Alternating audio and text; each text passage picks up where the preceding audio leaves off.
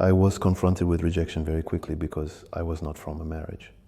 And on top of that, I was from an ethnicity that is not very considered by people. On my father's side, on my mother's side, it was something else. Not only was there a bit of tribalism, but there was also especially this other issue called colorism, in the sense that the lighter your skin, the more accepted you are. I was often reminded of my darkness. You could immediately feel the pressure, the hatred, the anger that was being poured onto us. But we didn't understand. When you're a child, you don't understand these things. Because I often asked myself questions. What drives adults to attack children so much? So, because I was with my little brother. We were frequently locked up, and my father, always busy with work, would leave something for grocery shopping for breakfast. So he entrusted us to his sisters. Every morning, he left money that was embezzled. We saw and had nothing and were beaten. The belt beatings, the whiplashes, the fact of being starved. My little brother and I slept in this tent. It was a rather dark room. There was no light, and our room was quite gloomy in the dark, on a mattress, without arms. And my little brother and I, we were there. He would urinate, he would pee in this bed. So, in fact, we were there. We were really like little beasts. But when I talk about it, in fact, I talk about it with a lot of detachment, because I feel like for me, it wasn't that the hardest. It was in those moments when my father would come and we could hear his voice in the living room. And we knew we couldn't leave the room, we couldn't make any noise. For me, that was the hardest part, thinking my father, a superhero in my eyes, should come and save us no matter what. But when you hear the voice of this superhero in the living room, that he doesn't even dare to ask his sister how we're doing, and I tried to explain it by the hold she had on him. So one day my mother shows up. I'm in the room, in our dark room with the rats, and I hear a lady screaming in the distance outside. She saw my little brother and screamed because we were both skinny. We had lost a lot of weight. We were wearing some kind of briefs, underwear. We had lost so much weight that the underwear was too wide. My little brother was holding it at his hip. She screamed, asking why her children were in this state. That's how she took us to her side. We were schooled in Yomdi, my mother's hometown. At one point, she had gone to France. One day, she came to Cameroon to bring my older sister and me, as we were 3 in total. So of her children, she can't do it, and so she has to go back to France all by herself. And I stay with my little brother at my grandmother's. We're not in school, and I don't know exactly what happened. My mother, she had not left anything for us to enroll in a school because it was a period like September. One of my uncles then came and asked that we be enrolled in the nearby school. He found it completely scandalous that we did not go to school. He asked, "But how so, the children?" They blame my grandmother, his mother, insisting the children must attend school. My uncle's gesture for me is unforgettable. He's the only one who made an uncle's gesture. One thing led to another. So I left the French-speaking curriculum to go to the English-speaking school because Cameroon is bilingual. With my little brother always by my side in our stunts and adventures, my mother finally got us to France. Thanks in particular to her union with the man who would become our stepfather, who would give us French nationality. That's how we arrived in France in the summer of 2003. I arrived in France at age 11 with my 9-year-old little brother and 13 or 14-year-old big sister. It's a new world, it's a total change, and we think that finally our life is going to be... I remember when we arrived at Charles de Gaulle Airport, my little brother was walking ahead. My sister and I excitedly elbowed each other, saying, "Look at him, he was in a hurry." We really wanted to change the world, only it was another hell, a new hell. When we arrive in France, everything is perfect at first. I discovered a new world, McDonald's, and all these things I didn't have before, things that made us dream. Because in Cameroon, they sold us a bit of that, like the little El Dorado. Everything is magnificent. I discovered Magnums, Solero, ice creams, teas, and more. The water fights are great too. What changes positively is that we could go to the fridge and see what was there. Before, I saw the pizzas. For me, it was in Ninja Turtles. And there, for me, that's it, in my fridge. It was in my freezer and all. It was magnificent. My stepfather then begins to change somewhat over time. At first, he is kind and helpful, signing me up for football and rewarding us for doing well in school. And over time, he showed his dark side, which was linked to his alcoholism. Some evenings, he would come home with shining eyes. And I think there must have been things going on between my mother and him that they didn't address, but he started to get very old. Gradually, my stepfather started to change. And there you have it. He started to say things like, "Where are they? Why aren't they sleeping?" At times, they would go after my mother. We were too young and small to react. He started to create a bit of a climate of terror in the house, in the sense that we didn't want to come home anymore. I didn't want to come home after school. Or when we did come home, we dreaded his arrival when he came back from work. It was insults, beatings. I'm not trying to paint a picture of him as a monster in the sense that he was all to blame. I believe his major issue and vice was alcoholism.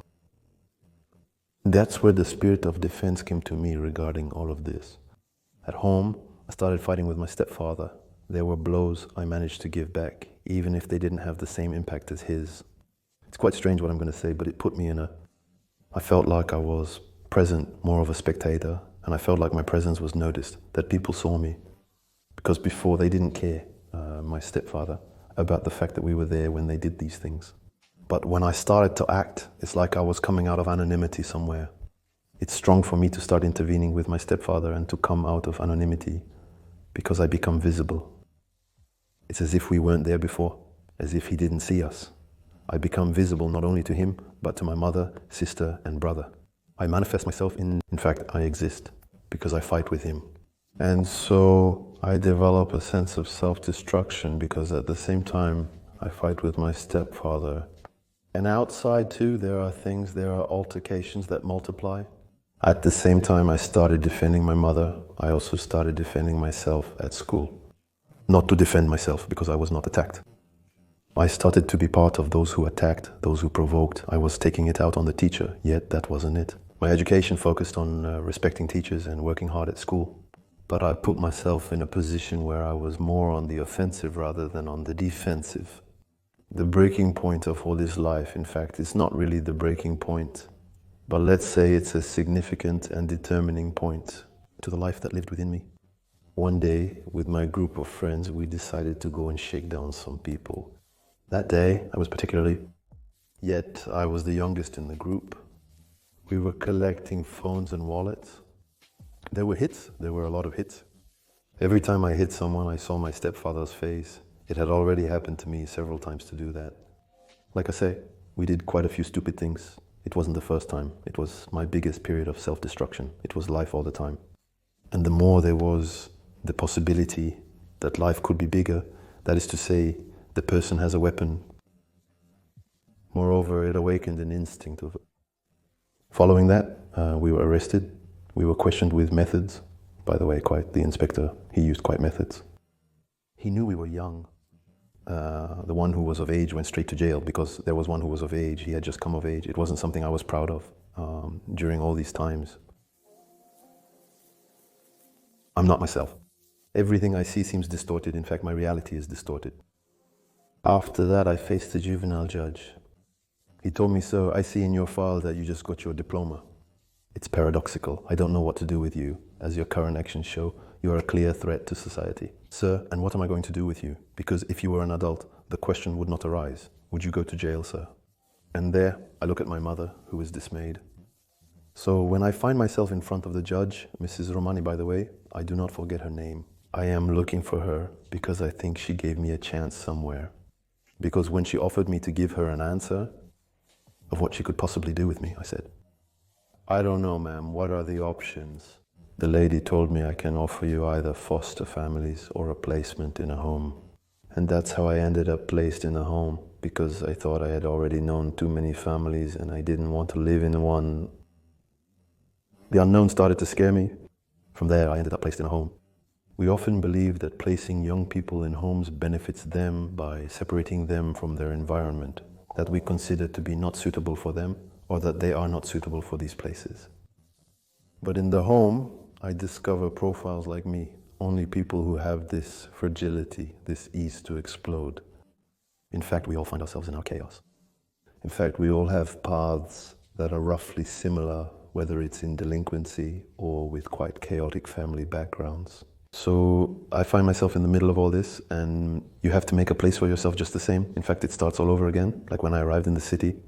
There are good sides, of course. There is mutual aid, there is a kind of solidarity, but we are often tested. They want to see our mettle. If you let it happen at the start, you're in trouble. as it will always be like that. So either I impose you among the strongest or you become a victim. But while we were already somewhere, all victims of ending up there, we were all victims of our paths and family failures. Because what I often say is that when we have parents and we find ourselves in place or in a home, it's because there are parental failures, whether we like it or not. Often parents absolve themselves by saying, yeah, but it's your fault, it's the kids and all that. But parents play a major role. Either they are not capable or they are absent. I think the first period was before the placement in the home. It was a bit of a precursor. And in the placement in the home, you enter a more organized, more structured life. Because we are already bitten by the virus of life. And in the art of deterrence, the art of hurting, the art of surviving, of hurting first, all of that. With those who were at home, I felt like we were all part of a group of people who had not been favored by life. And that we had to take on the whole world, whether it was in the illicit, we didn't sell anything to each other, we always sold to the outside, all sorts of things, by the way. We knew it was wrong, but we didn't pass it on to each other, that kind of thing. You join an organized group or activity. You have to learn to hide better because you have to evade the vigilance of educators who are not police officers. It made me feel like a chameleon, having to show a different face at home where I was very calm. I had calmed down, but I already had the virus. I was already completely transformed. I got rid of this virus by going to see a doctor, a psychotherapist named Dr. Pierre Duterte, who did a monstrous job with me. I call him the man who repairs minds. In my work with him, I remember that speech freeze. I remember that it's important to hold on to who we are or to become who we are. And he understood that.